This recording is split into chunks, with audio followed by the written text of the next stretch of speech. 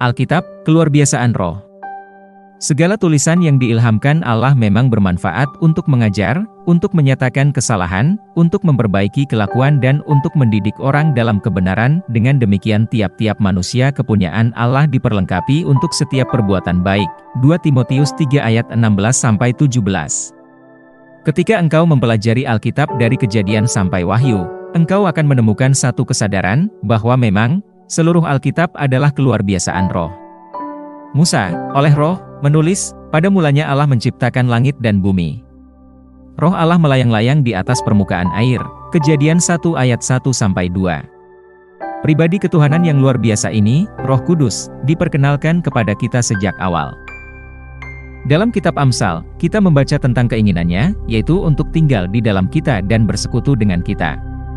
Penulis, oleh roh, menulis bahwa keinginan roh bukanlah untuk tinggal di surga tanpa kita, tetapi untuk bersama kita, dan di dalam kita.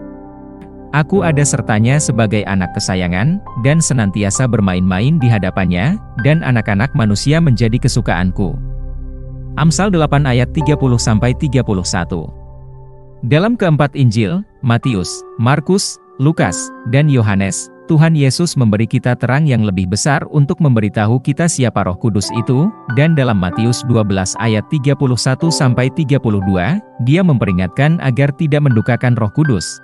Apabila seorang mengucapkan sesuatu menentang Anak Manusia, ia akan diampuni, tetapi jika ia menentang Roh Kudus, ia tidak akan diampuni, di dunia ini tidak dan di dunia yang akan datang pun tidak.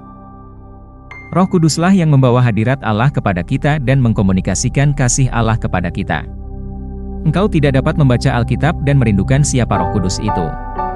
Di dalam surat-surat, Paulus juga menyoroti, dan penghakiman, janganlah kamu mendukakan Roh Kudus Allah, yang telah memeteraikan kamu menjelang hari penyelamatan. Efesus 4 ayat 30.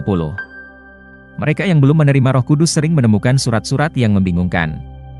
Andai saja mereka tahu bahwa surat-surat itu adalah perjalanan luar biasa tentang Kristus. Itu adalah ringkasan dari kebenaran luar biasa untuk hari ini. Dengan kata lain, mereka tahu kabar baik bukan karena beritanya yang tak lekang oleh waktu, melainkan dari Dia yang kekal. Dan satu-satunya cara untuk memahami wacana ini sepenuhnya adalah melalui roh.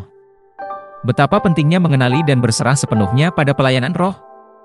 Mari kita berdoa. Roh Kudus yang terkasih, aku mengakui pelayanan dan kehadiran-Mu dalam hidupku, saat Engkau membimbingku untuk mengetahui dan berjalan dalam realitas kerajaan Allah. Aku berterima kasih atas kehadiran-Mu dalam diriku, karena Engkau adalah pemimpin dalam hidupku. Aku mengikuti saat Engkau memimpinku untuk memenuhi panggilanku di dalam Kristus. Melalui pelayanan-Mu, Roh Kudus terkasih, aku menunjukkan kemuliaan, hikmat dan keunggulan keilahian, menghasilkan buah kebenaran, dalam nama Yesus. Amin.